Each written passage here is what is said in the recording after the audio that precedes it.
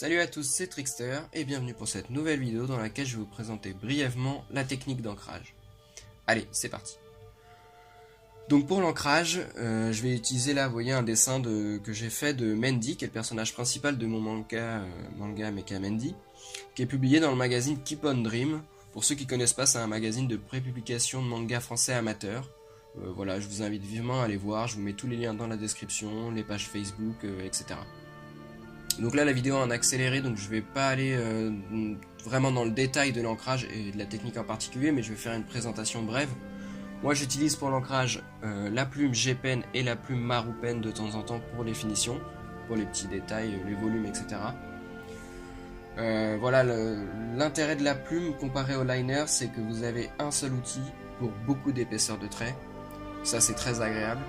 Et vous avez une glisse particulière sur le papier que vous n'avez pas forcément avec le liner ou avec le marqueur. Après, moi j'utilise quand même des liners, j'avoue, pour les décors, par exemple, quand il faut tracer des traits, ça évite de baver avec la règle. Alors l'ancrage, c'est assez particulier, souvent on s'imagine, en tout cas quand on débute, que c'est juste du remplissage, qu'il faut en gros repasser les traits du crayonné avec une encre ou un marqueur. En vérité, c'est beaucoup plus compliqué que ça, c'est toute une technique à apprendre, et du coup ça demande un entraînement. C'est une certaine façon de donner du dynamisme au dessin. Avec l'ancrage, suivant l'épaisseur des traits qu'on va mettre, pour les éléments au premier plan, les éléments au second plan, suivant les zones d'ombre, etc., tout ce qu'on va pouvoir faire, ça va permettre de donner de la vie au dessin. Et c'est pour ça que c'est une technique qui demande un apprentissage et qui demande de s'entraîner particulièrement. Et vous pouvez voir d'ailleurs que chacun a un peu son style d'ancrage. Je vous invite à aller regarder par exemple des vidéos comme les lives de Renaud Lemaire, qui est l'auteur de Dreamland, où vous voyez un ancrage très nerveux, très dynamique, avec des personnages parfois déformés, mais qui donnent beaucoup de dynamisme au dessin.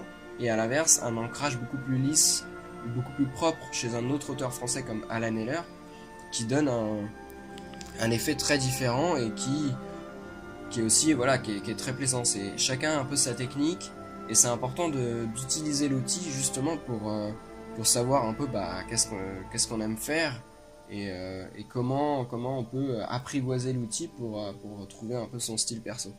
Moi j'avoue j'ai plutôt tendance à aimer le style très lisse, très propre avec comme Alan Heller, je vous invite vivement à aller voir.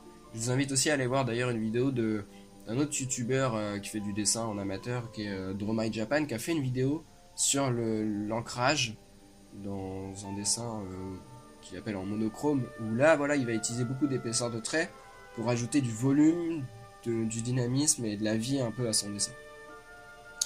Voilà, j'espère que cette vidéo vous aura plu. Si c'est le cas, je vous invite à liker la vidéo, à la commenter, à me faire part de vos réactions, de vos envies, etc. Puis si c'est pas le cas, de me dire pourquoi c'était pas bien et pour que je puisse m'améliorer pour la suite. Allez, salut!